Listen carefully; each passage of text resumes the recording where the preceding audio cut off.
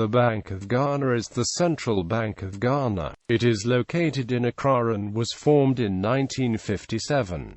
The bank is active in developing financial inclusion policy and is a member of the Alliance for Financial Inclusion. On the 2nd of March 2012, during an African regional conference on mobile financial services held in Zanzibar, the Bank of Ghana announced it would be making specific commitments to financial inclusion under the Mayor Declaration. History. Brief historical background. The Central Bank of Ghana traces its roots to the Bank of the Gold Coast, a Ghana commercial bank, where it was nurtured. As soon as local politicians and economists saw political independence in sight in the mid-1950s, the agitation for a central bank was revived. It was argued that a central bank was one institution which would give true meaning to political independence. It may be recalled that way back in 1947 some leading politicians had called for the establishment of a national bank with central bank functions to act as banker to government and to cater for the indigenous sector of the economy. Proposals of the advocates for a central bank were accepted, and in early 1955 another select committee was set up by the government to take a new look at the Trevor Report and prepare the grounds for the establishment of a central bank in Ghana. Fortunately, the BGC had already set the stage for central banking. All that was needed was specially trained personnel in central banking and suitable accommodation for the bank to take off. By the end of 1956, all was set for the establishment of the Bank of Ghana. A new and modern 5-story building had been put up on the High Street, adjacent to the Accra Metropolitan Assembly, to house both the Bank of Ghana and the Ghana Commercial Bank.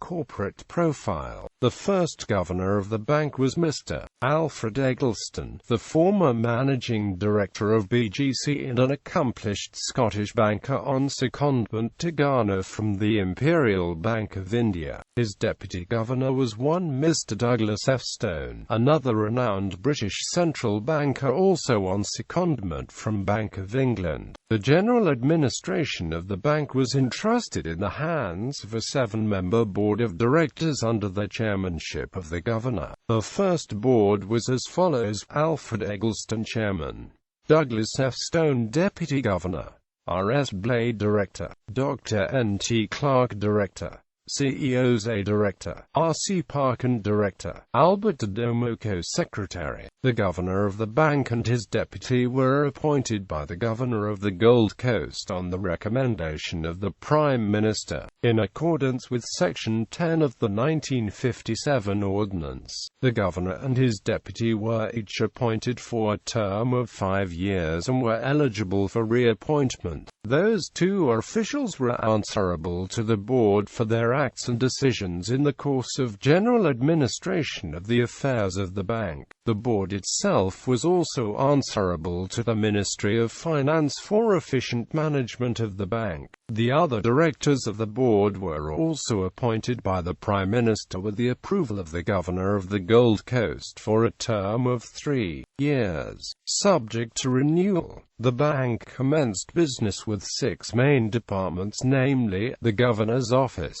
the Administration Personnel Department, the Banking Department, the Issue Department, Accounts Audit Department, Economics Statistics Department. The Governor's Office was headed by the Secretary to the Board, while the other departments were headed by managers who reported directly to the Deputy Governor or, in special cases, to the Governor. The departments were run by the managers in accordance with policies and decisions arrived at by an in-house management accordance with policies arrived at by an in-house management committee comprising the Governor, the Deputy Governor and 3 or 4 heads of department appointed by the Governor. With that initial organizational arrangements, the Bank of Ghana assumed its central role in the banking system of Ghana, which then comprised the central bank. two expatriate commercial banks, the British Bank of West Africa and Barclays Bank Limited, and the New Ghana Commercial Bank. There was also the Post Office Savings Bank, which was, in fact, not a bank by definition. It was only an institution set up by the government to mobilize public savings through the agency of the numerous post offices in the country, for investment in government paper.